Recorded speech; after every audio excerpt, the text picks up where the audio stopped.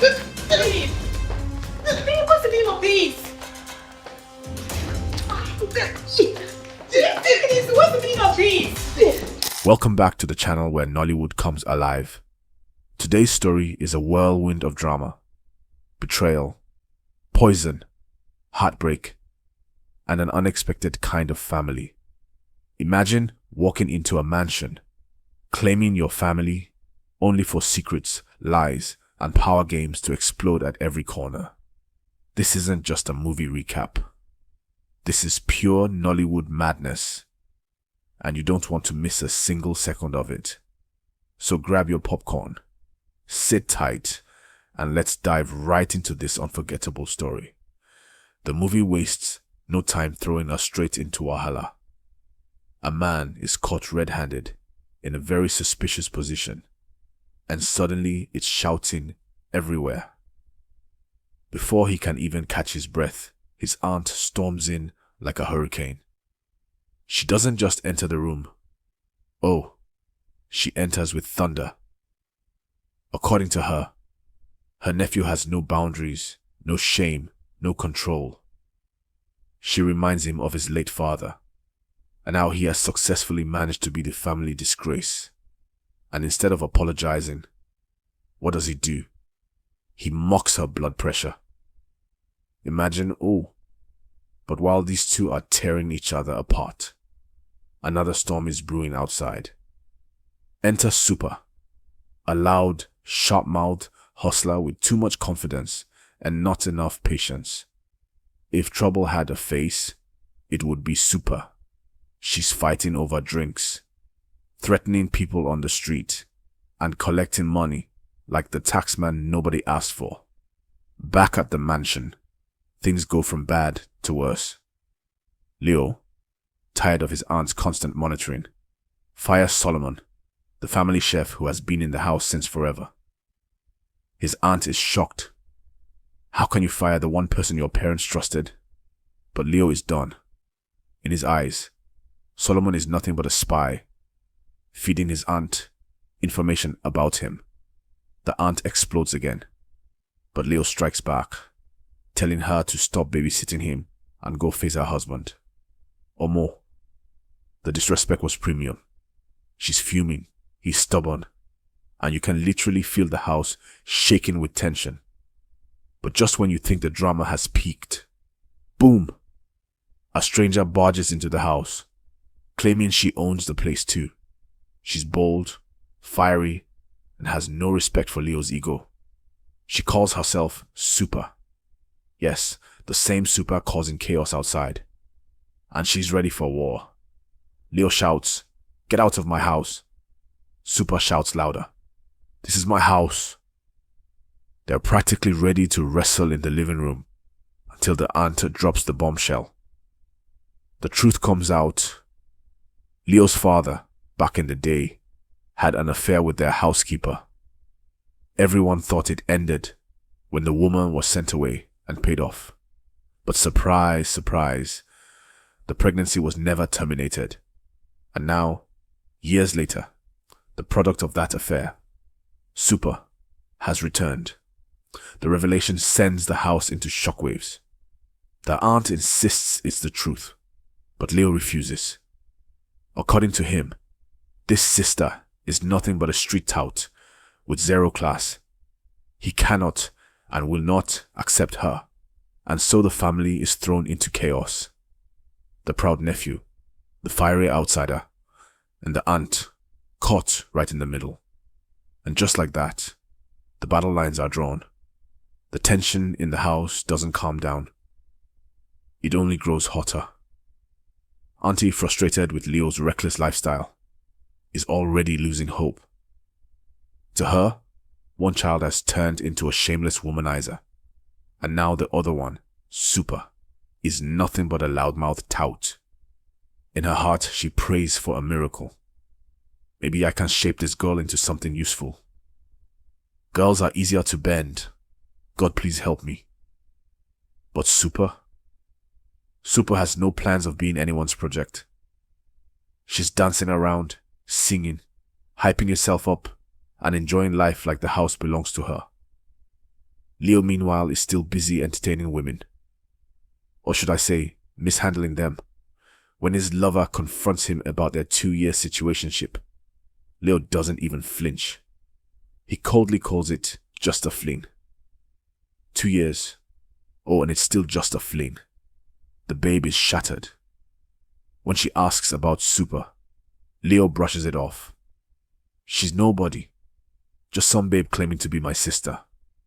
He refuses to admit it. To him, Super is nothing but a nuisance. And just when the house can't possibly get messier, chaos erupts. A confrontation breaks out between Super and Leo over missing money. Voices rise, insults fly, hands almost turn to blows. Leo calls Super out as a thief, demanding his money back, and Super fights back, accusing him of madness. The scene escalates until Leo storms in, furious at the spectacle. The chaos only continues to escalate day in, day out. Auntie tries to restore order, but her words only add fuel to the fire. She reminds Leo of how many times she begged him to change his wild ways. How many business deals the family has lost because of his recklessness. She says it plain. Your father left this company in your hands, and you've done nothing but drag it through the mud. If you won't be responsible, maybe Super is the only hope we have left. That was the dagger. For Leo, it's proof of what he suspected all along, that his aunt is grooming Super to replace him as heir to the empire. He explodes, accusing her of betrayal. The house practically shakes with their shouting. But Auntie doesn't back down. She makes it clear. Super is family now, whether Leo accepts it or not. And more than that, she won't let Super remain a street tout. If she wants to carry the family name, she must go back to school and get an education. We don't keep illiterates in this family, Auntie declares. Super listens, half in shock, half in pride. For the first time, someone actually believes in her. She swears to herself that she'll rise to the challenge, no matter how much Leo tries to frustrate her. And then comes the twist of Nollywood wisdom. A streetwise neighbor pulls Super aside and advises her with the seriousness of a prophet. Forget the streets. Streets know they safe. You're in the big leagues now. Your brother may frustrate you, but calm down. Keep your eyes open. Stay humble, and everything will soften. It's advice Super never expected, and maybe, just maybe, it's what she needs to survive in this mansion of war. But one thing is clear. This house is not big enough for Leo and Super, and as the days go by, their battle for respect, inheritance, and identity is only just beginning. Leo is trying to play the big boss. At work, he coldly reminds his secretary that he is the boss, and she better act like it. She nervously informs him of a meeting with a new business partner, Mr. Dubem. Leo pretends to be in control, but it's clear he hasn't even read the documents Auntie gave him. Still, he puts up the act. Fix a meeting for tomorrow. Send me the papers. Boss mode activated. But it's all smoke and mirrors. Meanwhile, back at the mansion, the chaos doesn't stop.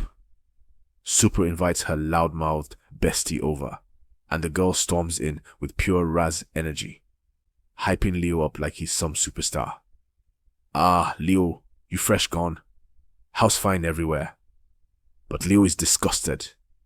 He sees her as nothing more than raggedy street nonsense. His rage boils over. He orders Super and her friend out of the house immediately, threatening madness if they are still around by morning. Super, never one to back down, throws his threats right back at him. The shouting match shakes the walls. This is our house. No, it's my house. The insults get uglier. Tempers flare. and everyone knows tomorrow will not be peaceful. But the next morning brings something even wilder. Auntie has arranged for a tutor to help Super continue her education. When the poor teacher shows up, Leo laughs in her face. He insults Super cruelly, saying her brain is in a deep freezer with ice fish, full of cobwebs, hopeless. His words cut deep, but Super swallows her tears, determined not to give him the satisfaction. Things take a deadly turn when Super suddenly accuses Leo's lover of trying to poison her food. At first, Leo dismisses it, until suspicion creeps in. He orders his lover to eat the food she cooked. When she hesitates, he forces her. She finally takes a bite, and within minutes, she collapses, poisoned. Leo is shaken. For once, his arrogance drops. For once, he feels the weight of his actions. But even in the midst of this crisis, people around him can't stay silent. His longtime lover, hurt, broken, furious, explodes. "You're evil, Leo. You use women, you dump them, you destroy them. I hope you die alone. Miserable." She walks away from him, job and relationship abandoned, leaving him in ruins. When Leo finally returns home, exhausted, he finds Super waiting. But instead of more insults, she breaks down her heart. Tears in her eyes, she confesses. She never came for money, never came to fight for inheritance. "I just wanted family. All my life I've been alone. I thought maybe finally I found people who would call me their own. I don't want to fight anymore. I just want a home." Her words cut through Leo's pride. For the first time, he sees her not as an intruder, but as someone broken, just like him. Someone who's been searching for love, just like him. The atmosphere softens. Super cooks for him. Rice, stew, chicken. Proudly serving her brother. They sit together, eat together, laugh a little. For once, the mansion feels less like a battlefield and more like a home. The storm finally begins with a whisper. Auntie, tired of carrying grudges, swallows his pride and apologizes to Leo. Her words are awkward but sincere. "I'm sorry for the things I said." But Auntie isn't letting him off that easy. She loves him too much to watch him drown in his reckless lifestyle. With pain in her voice, she begs him to change. But Leo explodes with a truth she never imagined. At just 10 years old, he lost both parents the same day. That grief hollowed him out, leaving him clinging to vices, addictions, and empty pleasures. "I didn't womanize because I wanted to. I was coping, and it consumed me." Tears well up. For once, Auntie sees the broken boy behind the arrogant man. Yet Leo refuses pity. "I'll change. Not because you told me to, but because I know who I am." It's a rare moment of defiance that feels more like strength than arrogance. Life seems lighter. Super continues her lessons, even bargaining with classmates to swap assignments for her legendary chicken and stew. The girl who once stormed into the mansion as chaos itself is now trying to find her rhythm, her home. But the peace doesn't last. One phone call shatters everything. A DNA result Auntie secretly ordered comes in, and the truth is brutal. Super is not Leo's sister. The revelation slams like a thunderclap. Leo is devastated, betrayed. Super pleads, sobbing, swearing on her mother's deathbed that she believed she was telling the truth. But Auntie won't hear it. Her voice is ice. "Pack your things. Leave this house. You lied. You deceived us all." Super breaks down, begging Leo to believe her, but the betrayal cuts too deep. The mansion, once a battlefield, now feels like a graveyard. With nothing left, Super is cast out. Back on the streets, broken but not defeated, Super finds old friends who embrace her with warmth, Jokes and laughter. They tease, they rhyme, they welcome her back like family never left. But even amidst their love, her eyes carry a loneliness. Because deep inside, she still longs for the home she thought she'd found. Meanwhile, Leo steps into his new role at work. Gone is the irresponsible playboy. In his place is a confident leader, giving speeches about a brighter future for the company. Auntie, proud but also ready to move on, prepares to leave. She tells Leo he doesn't need her anymore. For the first time, she can walk away, knowing he'll stand tall. But the biggest surprise comes when Leo and Super meet again. She expects anger, maybe even arrest. Instead, Leo's voice softens. I know you're not my sister, but I don't care, because in my heart, you've become the family I never had. Super, overwhelmed, crumbles into gratitude. The titles no longer matter. Brother, sister, friend. What matters is they found home in each other. The story closes not with betrayal, but with healing. Not with loneliness, but with belonging. Leo and Super walk forward together, bound not by blood, but by something stronger. Choice, forgiveness, and love. I just want to find me home, somewhere I'm not alone. And at last they have.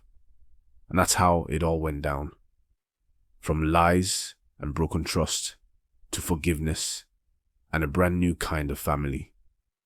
Nollywood truly knows how to take us on an emotional roller coaster. And this movie delivered every twist, every tear, and every laugh. What do you think? Did Super really deserve forgiveness? Or should Leo have closed that chapter for good? Let me know your thoughts in the comments. I love hearing your takes. If you enjoyed this recap, make sure to hit the like button, smash subscribe, and turn on that notification bell so you never miss our next Nollywood breakdown. And hey, share this video with a friend who loves drama as much as you do. Because the more, the merrier. Until next time, keep watching, keep laughing, and keep loving Nollywood. See you in the next one.